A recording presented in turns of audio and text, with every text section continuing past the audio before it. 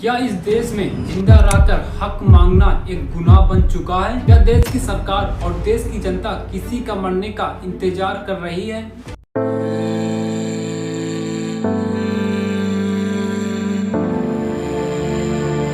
आज hunger strike का लगभग 17 दिन पूरा हो चुका है। लद्दाख के वो महान साइंटिस्ट जिसे रियल लाइफ में जनता और आर्मी के लिए रियल हीरो माना जाता है, इसके द्वारा रिसर्च किए हुए चीजों का इस्तेमाल भारतीय सेना तक करती है और साथ ही साथ दिल्ली के जंतर मंतर पर मौत और जिंदगी की लड़ाई लड़ रहे हैं। और जब वो 28 जून को भूख हड़ताल पर बैठते हैं और उनका वजन लगभग 66 किलो होता है और आज वो हड्डियों का ढांचा बन चुके हैं।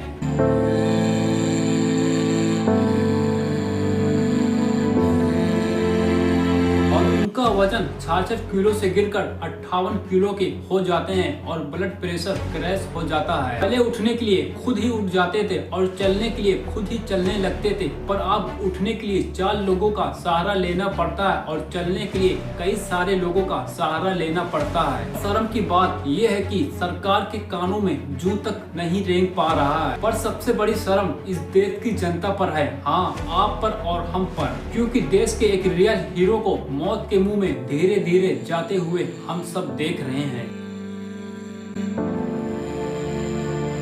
अगर आज भी आपका दिमाग नहीं खुला तो आज सुनिए इस पूरी बर्बादी की कहानी को। आप कैमरा दिखा दीजिए एक बार सोनम सर के पास। देखिए उनकी हालत, देखिए उनकी हालत। जो लोग नहीं जानते हैं कि सोनम सर आखिर कौन है, आप लोगों ने आमिर खान की एक सुपर हिट फिल्म जरूर देखे होंगे, 3 इडियट, जिसमें आमिर खान अपना किरदार करता, वो किरदार सोनम सर से प्रेरित होकर वो किरदार आमिर खान करता है। वैसे तुम्हारा असली नाम क्या है?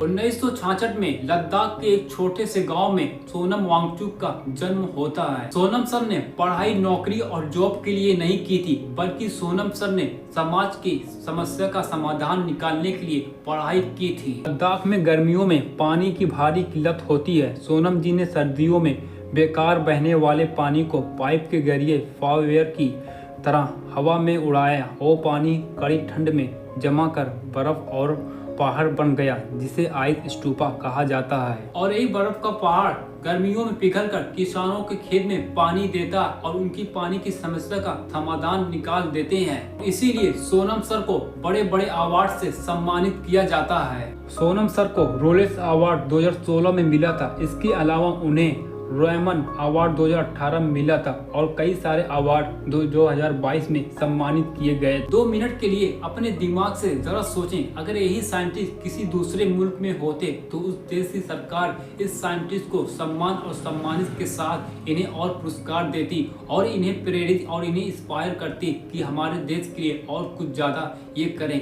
पर हमारी देश की सरकार और हमारे देश की जनता को किंतु का फर्क नहीं पड़ता है। पर अब सवाल उठता है कि सोनम सर सड़क पर क्यों बैठे हैं। अब आशा है असली मुद्दा, पर असली कहानी की शुरुआत अब होती है। 15 मई 2026 को इंडियन चीफ जस्टिस सूर्यकांत एक स्टेटमेंट देते हैं। इस स्टेटमेंट का एक सीधा निचोड़ होता है जो स्टूडेंट और कई सारे बेरोजगार को सूर्यकांत का अप्रोच कहते हैं। उसके बाद मीडिया में पूरी तरह से माहौल बदल जाता है और बवाल किस्म का माहौल बन जाता है। कई सारे युवा और स्टूडेंट के अंदर गुस्से की आग लग जाती है। पर अगले ही दिन 16 मई 2026 को सूर्यकांत आकर साफ साफ गवाही देते हैं कि मेरे कहने के मतलब ये नहीं था, पर तब तक लेट हो चुका था। और उसी दिन 16 मई 2026 को इंडियन स्टूडेंट जो अमेरिका में पढ़ाई कर रहे थे, जिनका नाम अभिजीत दिपके था, दिपके ने देखा कि देश के युवा और स्टूडेंट के अंदर गुस्सा है, तो दिपके ने उसी टाइम सोशल मीडिया पर एक अकाउंट बनाते हैं जिसका नाम रखा जाता है कॉकरोच जनता पार्टी।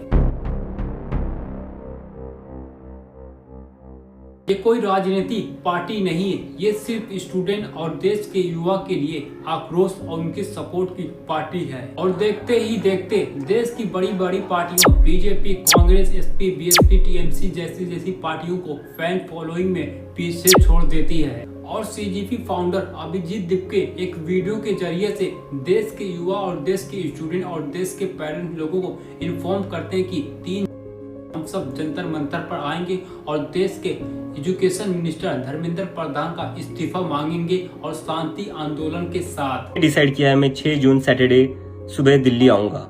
आप सब मुझे एयरपोर्ट पर मिलिए, हम सब मिलकर पार्लियामेंट स्ट्रीट पुलिस। अभी भी कहानी यहाँ खत्म नहीं होती, बल्कि कहानी यहाँ स्टार्ट होती। Indian scientist Sonam Wangchuk sir आते हैं अपने हाथों में गुलाब लेकर और कई सारे पुलिस को गुलाब देते हैं, एक मोहब्बत का पैगाम, शांति आंदोलन का आवाज करते हैं। उसके बाद जंतर मंतर के बाद पुणे, लखनऊ और कई सारी जगह पर प्रोटेस्ट होता, फिर भी उसका नतीजा कुछ भी नहीं निकलता। उसके बाद सीजीपी फाउंडर अभिजीत दिपके एक नई वीडियो को अपलोड करते हैं और कहते हैं कि 20 जून को हम सब फिर से जंतर मंतर जाएंगे और तब तक प्रोटेस्ट करेंगे जब तक एजुकेशन मिनिस्टर धर्मेंद्र प्रधान इस्तीफा नहीं देंगे, तब तक हम प्रोटेस्ट करते रहेंगे। 20 जून से प्रोटेस्ट करते करते 26 जून 2026 हो जाता है। उसके बाद Indian scientist Sonam Wangchuk sir एक वीडियो के जरिए से पूरे देश और सरकार को चुनौती, उनकी आवाज उठाने की मांग करते हैं। वो कहते हैं कि लद्दाख के पर्यावरण को और देश के स्टूडेंट और युवाओं के लिए अगर उनकी मांग को पूरा नहीं किया जाता है तो वो 28 जून से हंगर स्ट्राइक यानी कि भूख हड़ताल पर फिर से बैठ जाएंगे। कहूंगा कि आने वाले हफ्ते में मैं खुद आप लोगों के साथ अनशन पर बैठूंगा यहीं पर। सोनम सर ने सरकार को 2 दिन का टाइम दिया था, पर सरकार ने उनकी मांग को पूरा नहीं किया था। उसके बाद सोनम सर ने 28 जून 2026 को हंगर स्ट्राइक यानी कि भूख हड़ताल पर बैठ जाते हैं। शुरुआत के 5-6 दिन, 2-4 दिन बहुत सही थे और उसके बाद लेकिन आज लगभग 17 दिन हो चुका, उनकी हालात कुछ दूसरी तरह से हो गई। उनकी हड्डियों में, उनके टांगों में, उनके हाथों में जान तक नहीं रहा। वो जब भी अब स्टेज पे रहते हैं वो सिर्फ सोए हुए रहते हैं, उनसे उठा भी नहीं जाता। उन्हें उठाने के लिए पहले वो खुद उठ जाते थे, अब उन्हें उठाने के लिए 4-5 लोगों का सहारा लेना पड़ता है। कई सारी आप वीडियो क्लिप देख सकते हैं।